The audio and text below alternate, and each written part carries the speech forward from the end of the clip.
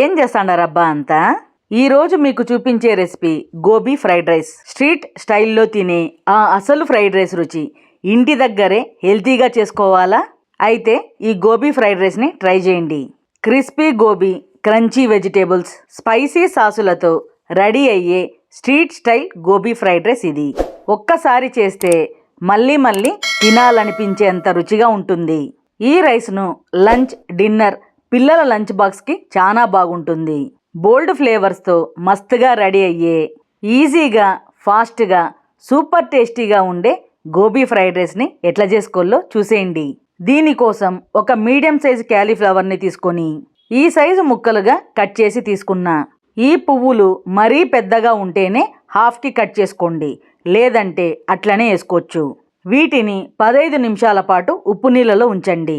ఏమైనా పురుగులు, మందు మాకులుంటే పోతాయి. వీటిని వేడి నీళ్ళలో ఉంచి కూడా క్లీన్ చేసుకోవచ్చు, కానీ గోబీ మెత్తబడిపోతుంది. ఫ్రై చేసుకున్నప్పుడు ఎక్కువ క్రిస్పీగా ఉండదు. ఉప్పు నీళ్ళతో మ్యాక్సిమం నీట్గా క్లీన్ అయిపోతుంది. నీళ్లను పూర్తిగా వడగట్టి తీసుకోండి. దీంట్లోకి రుచికి సరిపోయేంత ఉప్పు, టీ స్పూన్ కారం, teaspoon Kashmiri chilli powder. దీనివల్ల మంచి కలర్ వస్తుంది. అందులోనూ దీనివల్ల ఏ విధమైన సైడ్ ఎఫెక్ట్లు ఉండవు. దీనికి ఉప్పు కారాలు బాగా కలిసేలా కలుపుకోవాలి. ఇట్లా కలుపుకోవడం వల్ల ఉప్పు కారాలు పట్టి గోబీ రుచిగా ఉంటుంది. వీటికి కోటింగ్ కోసం 1/2 కప్పు మైదా, 1/3 కప్ కార్న్ఫ్లోర్.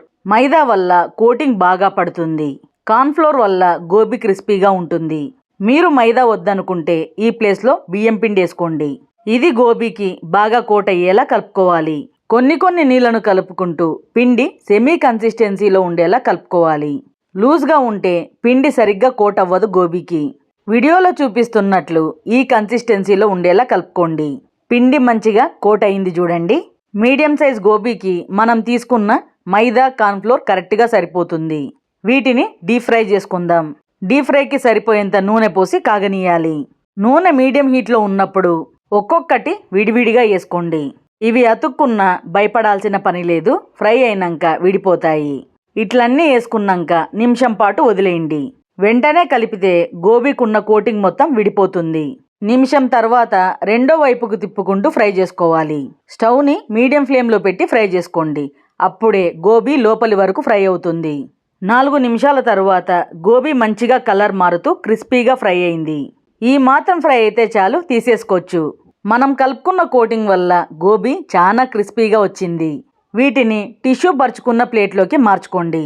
ఏమైనా ఎక్సెస్ ఆయిల్ ఉంటే పీల్చుకుంటుంది. ఇట్లనే మిగతా వాటిని కూడా బ్యాచెస్గా ఫ్రై చేసుకోవాలి. గోబీలో కానీ ఫ్రైడ్ రైస్లో కానీ మనం ఎటువంటి మసాలాలను వేయడం లేదు. జస్ట్ ఉప్పు, కారాలు మాత్రమే. ఇట్లా చేసుకుంటే స్ట్రీట్ స్టైల్లో తిన్నప్పుడు వచ్చే ప్రాబ్లమ్స్ ఏవీ రావు. గోబీ అంతా ఫ్రై చేసుకోవడం అయిపోయింది. ఇంకా ఫ్రైడ్ రైస్ చేసుకుందాం. దీనికోసం కళాయి పెట్టి 1.5 టేబుల్ స్పూన్ నూనె పోసి కాగనీయాలి. గోబీ ఫ్రై చేసుకున్న ఆయిల్నే వేసుకున్నా. సన్నగా చాప్ చేసుకున్న టేబుల్ స్పూన్ అల్లం తురుము, సన్నగా చాప్ చేసుకున్న టేబుల్ స్పూన్ తెల్లవాయి తురుము, ఇవి రెండు వేసుకొని 1/2 నిమిషం పాటు ఫ్రై చేసుకోవాలి. వీటి వల్ల ఫ్రైడ్ రైస్కి మంచి ఫ్లేవర్ వస్తుంది.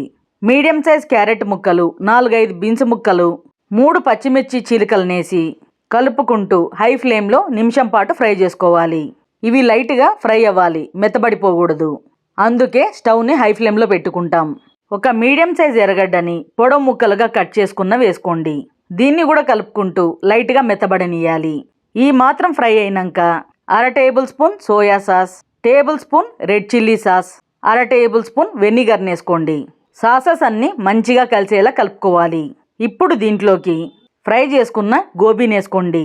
చల్లారిన తర్వాత కూడా గోబీ క్రిస్పీగానే ఉంది. సాసెస్తో మంచిగా కోట్ అయ్యేలా కలుపుకోవాలి.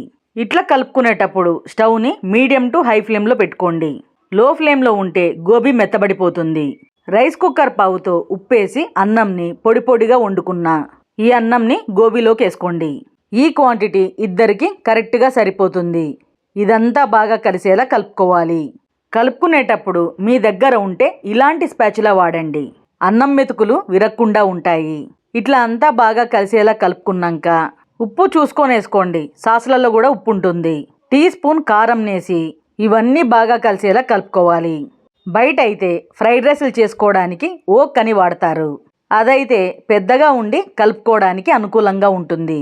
ఇట్లా కడాయిలో చేసుకున్న టేస్ట్లో ఏమాత్రం తేడా ఉండదు.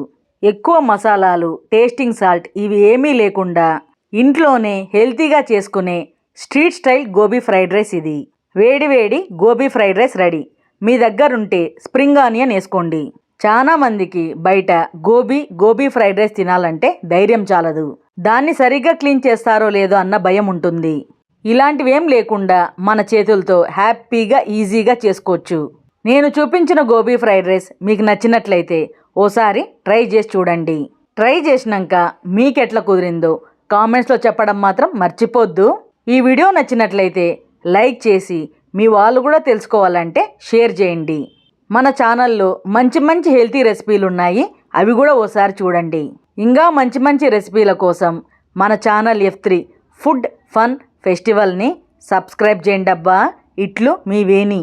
మరొక మంచి రెసిపీతో మళ్ళీ కలుద్దాం.